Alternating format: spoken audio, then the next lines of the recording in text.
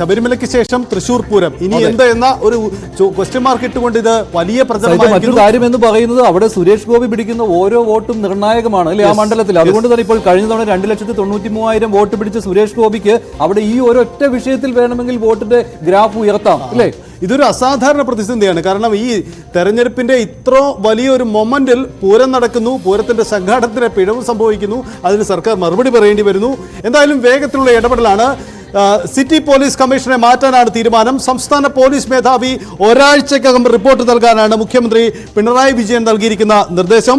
സംഭവവുമായി ബന്ധപ്പെട്ട് Thrissur police commissioner Ankit Ashok, assistant commissioner Sudarshan എന്നിവരെ തെരഞ്ഞെടുപ്പ് കമ്മീഷന്റെ അനുവാദത്തോടുകൂടി അടിയന്തരമായി സ്ഥലം മാറ്റാൻ മുഖ്യമന്ത്രി നിർദ്ദേശിച്ചു എന്നതാണ്. കാരണം സർക്കാരിന് ഇപ്പോൾ നിയന്ത്രണമുള്ള കാലഘട്ടമാണ്, തെരഞ്ഞെടുപ്പ് പെരുമാറ്റച്ചട്ടമുണ്ട്, അതുകൊണ്ടുകൂടിയാണ് ഇത്തരമൊരു തീരുമാനം ഉണ്ടാവുന്നത്. എന്തായാലും ഒരു രാഷ്ട്രീയ തീരുമാനത്തിന്റെ ഭാഗമായി കൂടി ഇക്കാര്യത്തിൽ മിനിയാന്ന് രാത്രി നടന്ന സംഭവം, പൂരത്തിന്റെ രാത്രി പൂരം വെടിക്കെട്ടിനിടെ നടന്ന സംഭവങ്ങൾ സംസ്ഥാന സർക്കാരിന് കളങ്കമാവുകയായിരുന്നു. അത് തൃശൂർ മണ്ഡലത്തിൽ പ്രതിഫലിക്കും എന്നുള്ള കാര്യവും സംശയമില്ലാത്തതായിരുന്നു. അതിനിടെയാണ് ഇപ്പോൾ സംസ്ഥാന സർക്കാരിന്റെ ഇടപെടൽ ഉണ്ടായിരിക്കുന്നത്. അവിടെ സിറ്റി പോലീസ് കമ്മീഷണർ അങ്കിത് അശോകിനെ സ്ഥലം മാറ്റുകയാണ്. വി അരുൺ ചേരുകയാണ് കൂടുതൽ വിവരങ്ങളുമായി. അരുൺ, എന്താണ് ഈ വാർത്തയുടെ വിശദാംശങ്ങൾ? മഞ്ജുഷ, സിറ്റി പോലീസ് കമ്മീഷണറുടെയും പോലീസിന്റെയും നടപടി, അവരുടെ ഇടപെടലിൽ വലിയ ഗൂഢാലോചന ഉണ്ടെന്നാണ് ഇന്നലെ ഇടതുമുന്നണിയുടെ തൃശൂർ ജില്ലാ കമ്മിറ്റി ഇറക്കിയ വാർത്താക്കുറിപ്പിൽ പറഞ്ഞത്. വലിയ ഗൂഢാലോചന ഉണ്ടായി എന്ന വിശ്വാസമാണ് CPM ഇടത് നേതൃത്വം. അതുകൊണ്ടാണ് ഇത്തരം നടപടിയിലേക്ക്. കാരണം വലിയ രീതിയിൽ ഇത് തിരിച്ചടിയാകും. ലോക്സഭാ തെരഞ്ഞെടുപ്പിലെ ഇടതുമുന്നണിയുടെ സാധ്യതകളെ പോലും ബാധിക്കുന്ന തരത്തിലേക്ക് കാര്യങ്ങൾ മാറും എന്ന ആശങ്ക നേതൃത്വത്തിനുണ്ടായി. അതുകൊണ്ടാണ് സർക്കാർ ഇടപെടുന്നത്.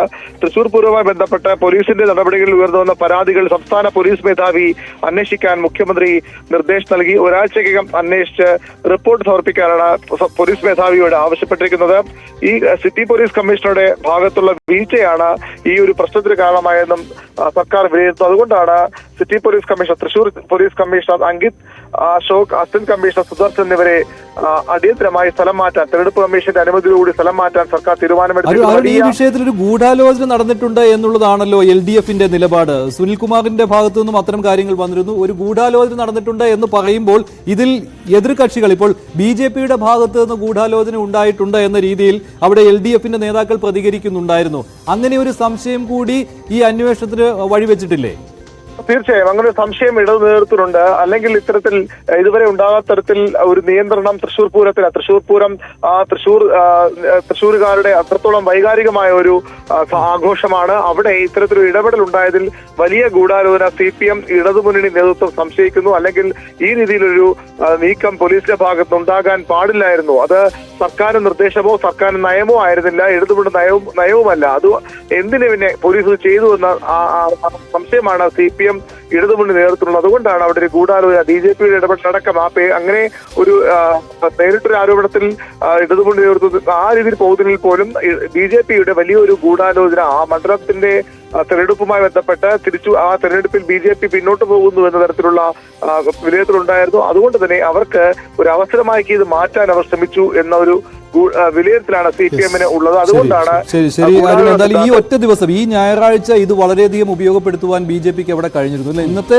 തെരഞ്ഞെടുപ്പ് വിഷയം തൃശൂർ ലോക്സഭാ മണ്ഡലത്തിൽ ഇത് തന്നെയായിരുന്നു. പൂരത്തിലെ വെടിക്കെട്ടിനിടെ ഉണ്ടായ ഈ തർക്കം, അവിടെ പോലീസിന്റെ ഇടപെടൽ, അവിടെ ജനങ്ങളെ കയറ്റിവിടാതിരുന്നത്, ഇതെല്ലാം വലിയ ചർച്ചാ വിഷയമായി ഇന്ന് BJPയും UDFും ഉയർത്തിയിരുന്നു. ജുഡീഷ്യൽ അന്വേഷണം വേണമെന്ന് പോലും ഇല്ലേ UDFും BJPയും ആവശ്യപ്പെട്ടതാണ്. പക്ഷേ അത് LDFന്റെ സ്ഥാനാർത്ഥി VS സുനിൽകുമാർ പറഞ്ഞത് ഒരു ബന്ധവും ഇക്കാര്യത്തിൽ LDFിലെ ഒരു നേതാക്കൾക്കുമില്ല, സംസ്ഥാന സർക്കാരിനും ഇല്ല എന്നൊരു നിലപാട് സ്വീകരിച്ചിരുന്നു.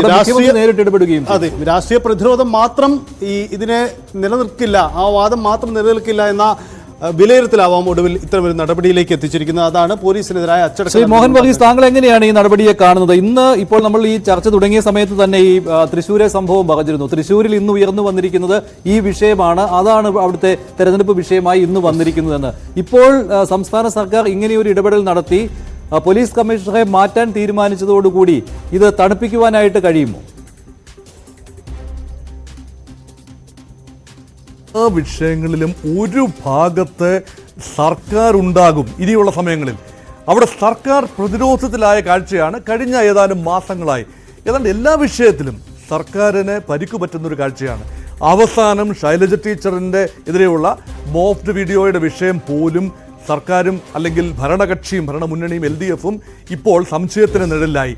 മറ്റൊരു സംശയത്തിന് നിഴലിലാണ് ഇപ്പോൾ തൃശ്ശൂർ പൂരവുമായി ബന്ധപ്പെട്ട് പകൽ വെളിച്ചത്തിൽ വെടിക്കെട്ട് നടത്തേണ്ട ഒരു ഗതികേട് വന്നത്. അതിന് ആരൊക്കെയാണ് ഉത്തരവാദി എന്നതോ അതിന് ഭാഗത്ത് പാരവെപ്പോ അല്ലെങ്കിൽ ഏതെങ്കിലും കള്ളക്കളികളോ BJPയുടെയോ മറ്റേതെങ്കിലും വ്യക്തികളുടെ ഭാഗത്തുനിന്ന് ഉണ്ടായിട്ടുണ്ടെങ്കിൽ പോലും കണക്ക് പറയേണ്ടതും ഉത്തരം പറയേണ്ടതും സർക്കാർ തന്നെയാണ്.